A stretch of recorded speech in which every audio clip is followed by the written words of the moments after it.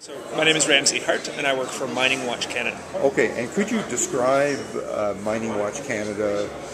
What kind of an organization is it? What purposes do you serve, and so on? We're a national nonprofit organization. We're based at Ottawa, and our mandate is to improve mining policies and practices to make them more responsible towards environmental production as well as community rights and community interests. So we work on mineral policy, we work on some specific projects that we have a particular interest in because they touch on key areas of concern for us. We also work internationally where Canadian mining companies are operating and in many cases causing some pretty significant environmental and human rights issues.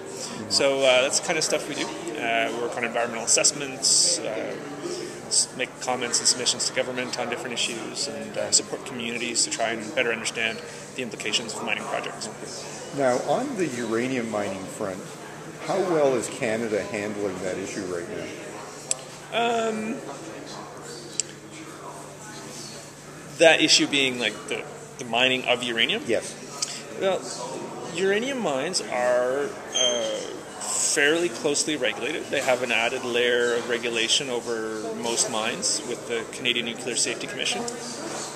That said, there are still problems at uranium sites in northern Saskatchewan.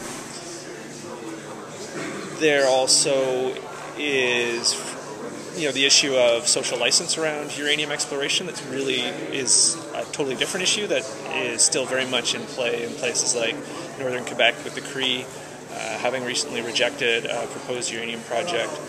The people in Nunavut struggling to understand uranium extraction and the implications of that. Mining Watch doesn't.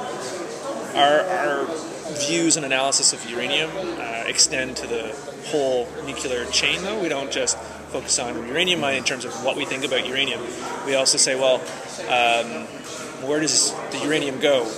And as much, if not more, because of what happens to uranium mine once it's out of the ground, we have a position that there shouldn't be a further expansion of uranium mining in Canada.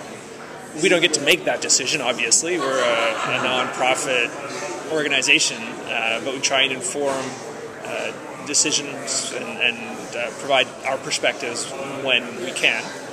And so I'm happy to be able to be here and provide our perspectives to the process here in Nunavut. Okay. Now, you're part of a process that has been launched by the Government of Nunavut to not just review, but to create a uranium mining policy. After this process is finished, what are your expectations for what the Government of Nunavut should say in its policy? And what kind of policy do you think would be in the best interests of Nunavut? Well, first and foremost, I hope that the policy reflects the concerns and interests of the communities, especially those communities that would be affected by uranium mining. It's not really for me to say what Nunavut should do. We have a position, our analysis, our conclusion is that uranium is best left in the ground. So I'm here to provide that perspective, and if the Nunavut government, if NTI, and if the communities pick up on our perspectives and our analysis and then agree with us at the end of the day, we'd be very happy. But it's.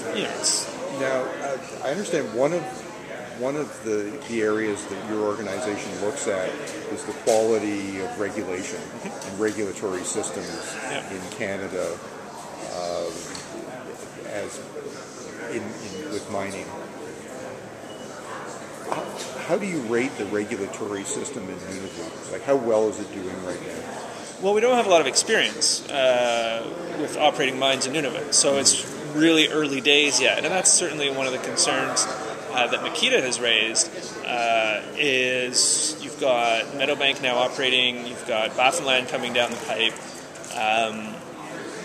Does Nunavut have the capacity to not only review these projects, but once they're operating, to oversee and manage them? It's a very real question, and I think it's not one that I'm able to be conclusive about yet, but it's certainly something that's a concern. I have heard from lots of people that work up here in very different contexts that things are still being formed and formulated, and they need to, it's very much a maturing government. And so that's what people that are working up here have told me. And so that's certainly a concern in terms of regulation, that we want to make sure that the things are in place to do really good oversight of these projects if they go ahead. I can't think of any other questions I need to ask you. Is there anything you'd like to add, anything I might have overlooked? I guess one, picking up on something that Joan was saying, I think a really important question, especially for the community of Baker Lake, is to say, is this the right time for, this is speaking specific to Qiqavik as opposed to uranium mining generally, but for them to consider, is this the right timing for another project to come online in terms of their ability to have people working in the operation, and that goes beyond our concerns around uranium mining.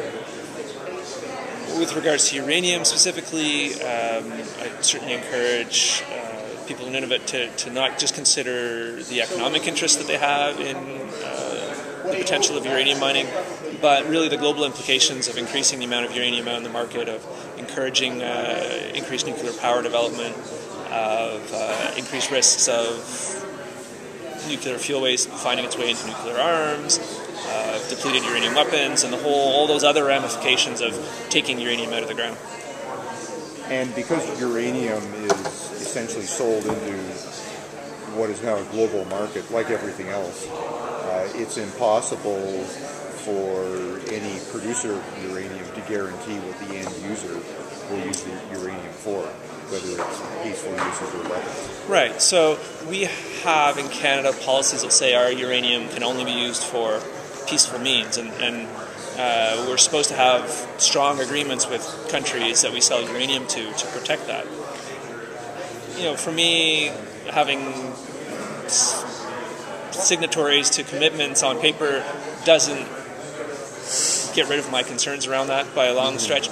Add to that the fact that the policy is based on the concept that you can't track individual kilo of uranium. Yes. So a country that we could sell uranium to, for example China, could say, well, we've imported this much uranium and this much has been put into weaponry, and so but we didn't use any of your uranium for that came from somewhere else. And so as long as the numbers add up at the end of the day, that's considered acceptable. But it's quite possible that it was the Canadian uranium and not the uranium from Kazakhstan or from Australia that went into those weapons. Right.